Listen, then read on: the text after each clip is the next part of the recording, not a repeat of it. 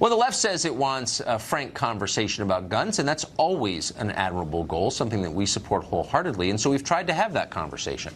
Turns out it's very difficult to get anybody who claims to want an honest conversation to state clearly what their goals are on guns. We just spoke, for example, to former Obama administration official Jennifer Palmieri, who's smart and nice. And we asked her really simply, do you support gun confiscation? And here's the answer we got. Do you think the government should ever take guns from law-abiding people? That's not a trick question. It's a sincere question. I think that there should be an assault weapons ban. I don't think that people need to take their guns away, but I think there should be an assault weapons ban. It's not a sincere question. It is very much a sincere question. It is, as a gun owner, I can promise you, I couldn't tell you how sincere it is. My husband has a number of guns, too. That's great. But even if I didn't, should government ever take the guns of people who have not misused them? I think we've addressed it. And you don't think it should? You don't think it should? No, you don't want to answer. We'll show you the rest of that interview with Jim Palmieri later tonight. But first, Richard Goodstein is an attorney. He's advised both of Hillary Clinton's presidential campaigns. He also served as an outside counsel for a group that became the Brady campaign, the big gun control group. Richard Goodstein joins us tonight. Richard, thanks for coming up. Sure, of course. So you actually have worked for a gun control group. I have indeed. The most famous one before Bloomberg came around. Right. And so it's a really simple question. Should the government ever take the firearms of Americans who have not misused them? The only person that in public life has talked about that is Donald Trump, famously with that bipartisan group in the White House where he said, seize the guns first, due process later. He's the only person that I think any of us have ever heard of who has a vote that counts. He's the only person who suggested let me just say, he doesn't actually have a vote. He's the executive. But whatever, I couldn't disagree with that more and said so the second he said that. But my question is not about Trump.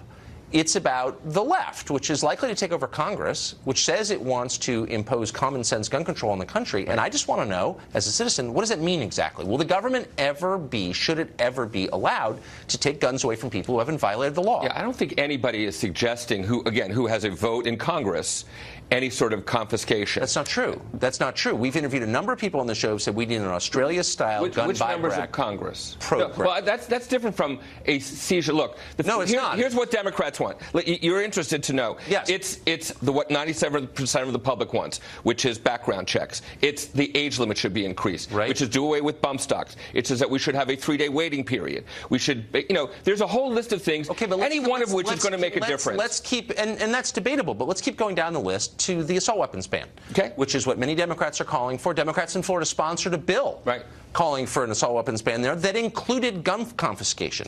It required, Georgia, and required the state of Georgia to take guns from people who had them. There are 300 million, at least, firearms in this country. What do you do about that? That's the core question. Right. So I think the feeling of, look, assault weapons, can we agree, are designed to mow human beings down and kill them. They're not. What else are they for? No, because an assault weapon is not an actual category. It's like hate speech. Well, it's a fake category made up by polemicists, not people who know anything about firearms. Just because you have a bayonet lug or a flash suppressor or an extending stock does not make your gun more lethal. This is like the dumbest conversation ever. But no, it's not. When the Congress passed an assault weapon ban in the 90s, they actually defined what it was. Oh, I'm aware. On the basis of all kinds of cosmetic criteria, and that's why the crime rate was totally unaffected by it. But here's the question. There are tens of millions, maybe 100 million semi-automatic rifles that meet the criteria for a so-called assault rifle. Right.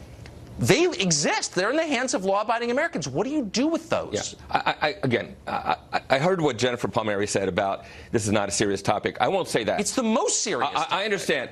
I'm saying the only reason you're throwing that out as a possibility, because, again, nobody in the United States Congress is proposing that, is because everything else is caving in on kind of the Trump White House and so forth. Wait, so let's get the base riled up by talking about confiscation. It's not the base. Hold on. If you say we want a ban on assault weapons, what does that mean?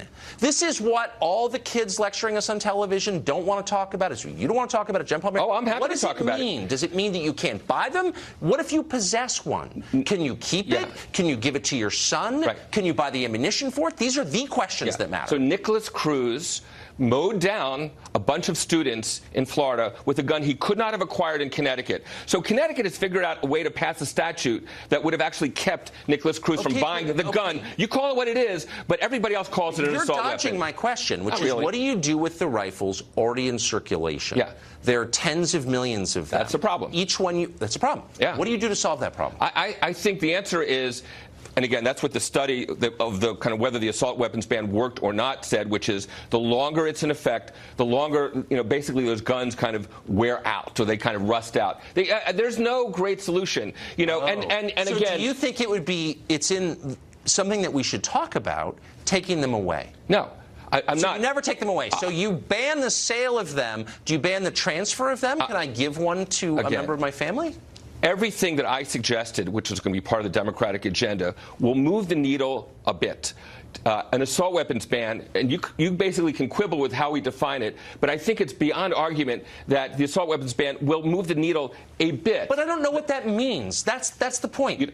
No, I don't know what the definition of it is. Yeah. And that's why would I agree to something that you refuse to explain? Well, that's what makes me nervous, when people are not straightforward. Did the guy in Las Vegas use one? Yeah, I think he did. Did the Pulse nightclub use one? Yes. Did Parkland use one? Yes. I mean, the fact is we know millions of law-abiding Americans use them every day. Yes. To mow people down? No, for sport, for hunting, for self-protection. They don't use it for hunting. They're not killing deer with assault weapons. They are. No, they're not. And it shows the depth of your lack of knowledge. No, I'm sorry. I'm actually quite Really? Because the 7.62 is legal in many states as a hunting round, and it's used. Well, the fact is, would people want to do it for sport? They could go to a rifle range and say, let me have my practice, and give it back, just like they would with any other kind of. So we're not allowed to have personal possession? No, you're allowed to, but I'm just saying, if you're desperate to go to a range, we can provide for that. Okay. So there's a high level of social control. That's it. I just want to get that out there, because we should debate this, because we're all citizens here. I think we should debate all the things I mentioned,